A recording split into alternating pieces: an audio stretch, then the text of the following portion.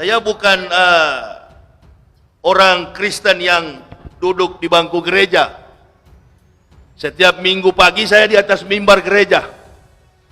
Bahkan saya pernah memimpin itu Papua itu sudah mencita-citakan dari dulu ada Universitas Kristen Papua. Itu saya yang mendirikannya, Pak, di Sorong, Malanu. Saya yang mendirikannya dari Sekolah Tinggi Teologi Calvinis Ebenezer. Kebetulan di sana itu berdekatan dengan Setie Al-Amin, Sekolah Tinggi Ilmu Ekonomi Al-Amin Muhammadiyah. Sekarang sudah jadi Universitas Al-Amin yang ada di Sorong. Dosen-dosen di situ sakit hati betul sama saya. Kenapa? Karena saya radikal betul. Saya militansi, pendeta yang paling keras yang ada di Papua.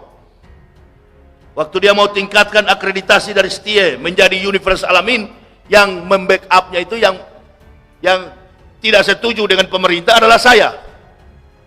Begitu saya masuk Islam, heran ustadz-ustadz di sana, kok bisa masuk Islam ya? Dulunya suka-suka menghalang-halangi kegiatan umat Islam, pembangunan masjid, musola, dan lain sebagainya. Kegiatan umat Islam yang ada di Papua, saya yang mengkoordinir untuk selalu membatalkannya.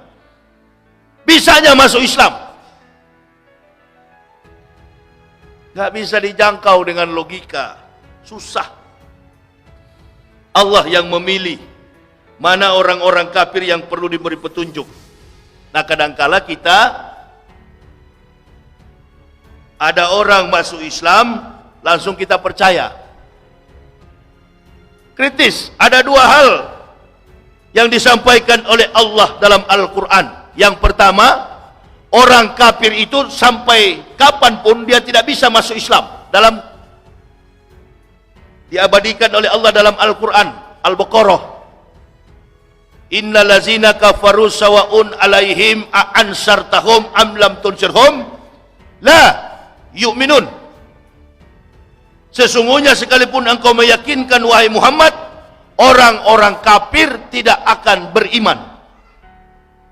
Tetapi di ayat yang lain Allah berfirman, laqad ansalna ayatin mubayyinatin wallahu yahdi mayasya'u ila siratim mustaqim. Ini dua pendapat yang berbeda di dalam Al-Quran. Innal ladzina kafaru sawa'un alaihim a'ansartahum am lam tunsirhum la yu'minun. Itu orang kafir yang tidak diberi petunjuk. Apa makna? Apa maksudnya? Saya terus berpikir, oh memang benar di Kristen itu beda dengan di Islam. Di Kristen, orang-orang Kristen yang fanatis terhadap Kristen itu adalah tingkat kemampuan intelijensinya di bawah rata-rata. Itu yang paling fanatis dalam Kristen. Dan orang Kristen yang tidak lagi sibuk dengan urusan agama Kristen, atau yang pandang enteng, yang tahu bahwa Kristen itu bohong, adalah mereka-mereka yang berpengetahuan di atas rata-rata. Mana buktinya Ustadz Yahya? Cobalah ke Eropa, cobalah ke Amerika. Hari Minggu, ini hari Ahad, hari Minggu, datanglah ke Eropa dan Amerika. Datanglah di benua Eropa sana, Belanda, Jerman dan lain sebagainya, Inggris. Masuklah ke dalam gereja, lihat di dalam gereja kalau ada umatnya.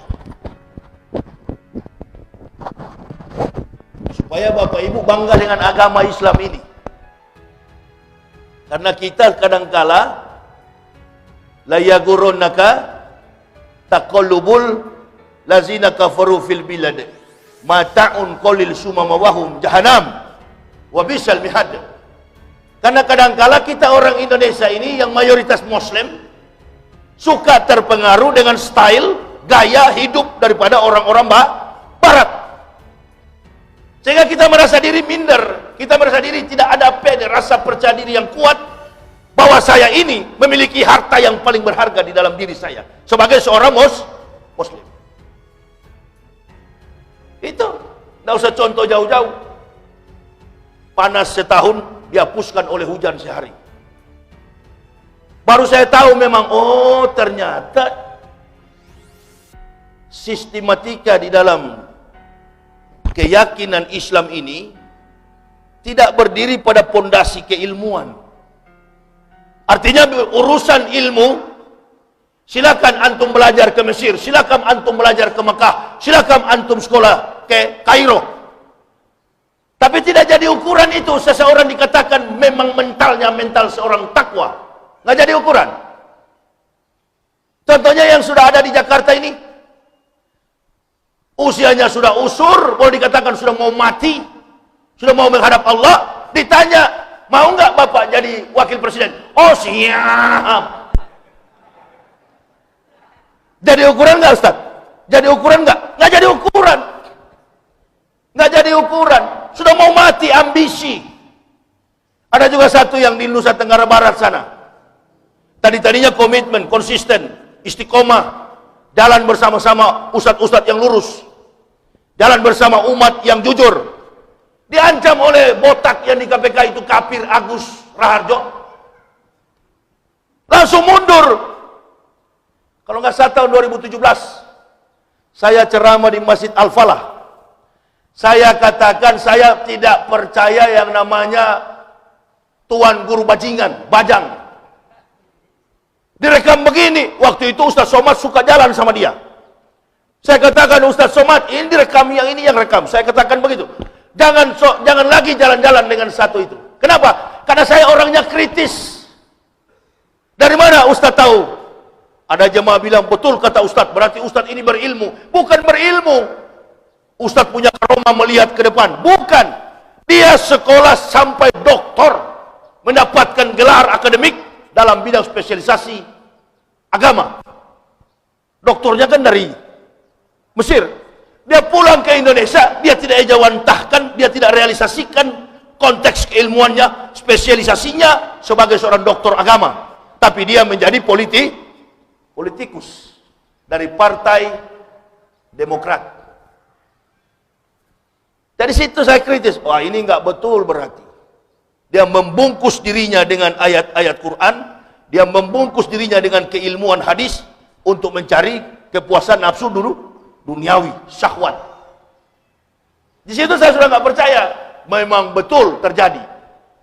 Nah kalau orang kafir berbuat dusta, munafik, berbuat maksiat, Allah nggak cepat hukum. Tapi kalau orang berilmu, ini belum rasa ini. Kita skenario politik yang ada di Indonesia ini sebenarnya biang keroknya itu cuma satu. Kalau Bapak mau tahu, cuma satu biang kerok yang membuat kita semua khawatir di Indonesia ini. Nenek-nenek yang di Jakarta tuh, yang ada saya sampaikan di YouTube, doakan supaya cepat mati tuh Megawati itu. Dia. Baru cucu-cucunya mulai ikut ke bawah, Mokhtar Ngabalen, itu.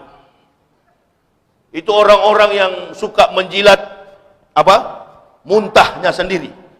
Yang dia sudah buang dia jilat, dia muntah. Itulah orang munafik. Lebih bahaya daripada orang kafir. Kalau orang kafir kita tahu, tetangga kita Matius, Markus, Lukas, Yohanes, Stefanus, Stetanus. Tahu. Kafir kita tahu, Robertus, Spiritus, Capticus. Dari namanya sudah kita tahu, oh ini kafir. Tapi yang paling bahaya yang kita hadapi sekarang ini adalah orang yang mengaku Islam. Terbelah kita, pecah kita, cuma karena perempuan berdosa ini. Bukan kecil dosa yang dia lakukan di tengah bangsa masyarakat Indonesia ini. Dia obrak-abrik.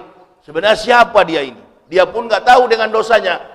Pasti ada yang menyetir dia. Karena tingkat intelijensinya Megawati ini kan juga Pak di bawah rata-rata. Cuma karena anak presiden. Tidak ada orang pintar di Indonesia ini kecuali beberapa orang saja. Coba tanya para akademisi yang ada di Indonesia. Orang pintar di Indonesia itu siapa? Bukan akademisi. Bukan para intelektual, bukan ulama. Orang pintar yang paling pintar di Indonesia ini adalah jenderal-jenderal Angkatan Darat. Coba tanya para pakar itu. Sebab mereka menamatkan pendidikan jenderalnya, mereka harus ke Israel. Jadi jenderal-jenderal Angkatan Darat itulah orang-orang pintar, nasionalismenya tinggi. Kita ini kan diadu domba antara mukmin kafir, antara mukmin dengan mukmin, mukmin dengan kafir. Diadu domba kita bermain sword, urat saraf, perang urat saraf. Siapa yang bermain ini? Partai Komunis.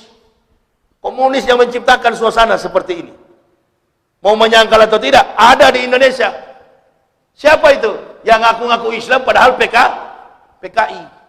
Orang sudah ngaku kok, ada perempuan yang ngaku, kami ini, anak cucu kami, ada 15 bahkan sampai 20 juta. Muncul di TV, dipanggil Ustadz. Manusia dari Jawa itu, sampah masyarakat. Sampah masyarakat, jadi juru bicara. Bela-bela pemerintah. Ketahuan sekali, banyak sekali pemakan tai di negara kita ini. Banyak sekali pemakan kotoran, dosa munafik. Musibah apa lagi yang akan menimpa negara kita ini, kalau dibiarkan terus begini. Saya ini kan orang dari kafir, jadi tahu persis mana nih orang-orang yang tidak suka dengan Islam, yang lurus, bayar. Dulu begitu Pak, gereja punya cara. Protestan dari Stuttgart, bantuannya, Katolik dari Roma, Pantekosta, Bethel, gereja Pantekosta, aliran-aliran Pentakosta, dia dananya dari Bethel, Pinkestrak, Nederland, kumpul semua dana itu. Dulu saya masih ingat, ada yang almarhum namanya, yang suka-suka ke gereja itu, tapi sudah disiksa sekarang, dikubur. Tetap masuk surga, tapi benjol-benjol. Nurkolis Majid. Itu orang-orang yang suka-suka bergaul dengan kafir, yang suka-suka puji kafir. Nah ini yang tantang Ustadz Somad ini, memang dia ceramah bukan di dalam masjid, dia ceramah di dalam gereja. Siapa lagi? Ini tuh memang asli pemakan kotoran kafir. Saya sudah tinggalkan itu, dia yang ganti sekarang. Innalillahi. Saya tinggalkan itu gaji yang sangat besar dari Jerman, saya tinggalkan. Fantastis. Dari ujung kaki sampai ujung rambut, lengkap. Kemana-mana, pentofel, pakai sepatu, jas, all England, semuanya serba mahal. Sekarang saya kesana kemari cuma dengan apa ini? Gamis di Tanah Abang 75.000. Nggak apa-apa, bangga saya, bangga. Dulu saya masih pendeta, lihat orang Islam pakai sorban begini, taplak meja dari mana dia pakai itu? Kurang ajar betul, bajingan betul saya dulu. Orang pakai baju gamis begini, ini kain pintu dari mana? Begitu saya masuk Islam, alhamdulillah. Yang saya katakan taplak meja saya pakai, yang saya katakan kain pintu pun saya pakai.